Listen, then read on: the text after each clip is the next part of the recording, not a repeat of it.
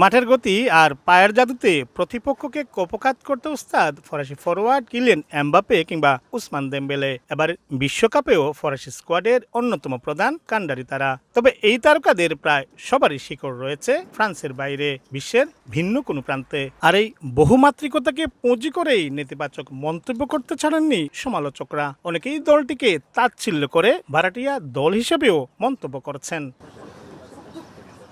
তবে কড়া জবাব আসছে খুদ ফ্রান্সের ভেতর থেকেই। অভিবাসীদের অধিকার ও উন্নয়ন নিয়ে কাজ করা সংগঠনের নেতারা বলছেন ভিন্ন কথা। তাদের মতে নানা জাতিগোষ্ঠী আর সংস্কৃতির মেলবন্ধনে তৈরি এই ফরাসি ফুটবল দল আসলে ফ্রান্সের উদারতা ও সমতার এক অনন্য বিজ্ঞাপন। ফ্রান্সের যে বিশ্বকাপের দলটা দেখতে পাচ্ছেন সেখানে কিন্তু কোনো ধরনের কোনো বৈষম্যতা দেখা যাচ্ছে না।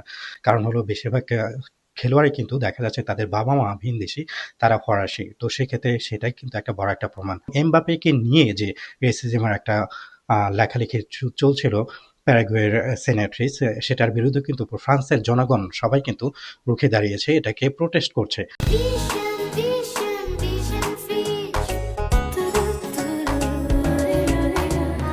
ফরাসি ফুটবল ভক্তদের কাছেও বর্ণ বা বংশ পরিচয়ের চেয়ে বড় দলগত ঐক্য। মাঠের লড়াইয়ে সবাই এক সুতোয় গাঁথা। সাধারণ ফরাসি সমর্থকদের দাবি এই ফুটবল দলই প্রমাণ করে যে ফ্রান্সে কোনো শ্রেণী বা বর্ণ বৈষম্য নেই। দলটির টানা জয় আর সাফল্যই সব বিতর্কের অবসান ঘটাবে বলে বিশ্বাস তাদের। ফ্রান্সে কোনো বর্ণ বৈষম্যতা দেখিনি, আর আমি নিজেও এটা ফেস করিনি। এগুলো যারা বলে আসলে আমি জানি না কেন বলে, হয়তো ফ্রান্সকে ছোট করার জন্য বা ফ্রান্সের সমমানে তারা আসতে পারছে না এটার জন্য। বিশ্বের নানা প্রান্তের লাখো অভিবাসী নিরাপদ আশ্রয়স্থল এই ফ্রান্স, যার কারণে দেশটিকে বলা হয় থাকে বহু সংস্কৃতির দেশ।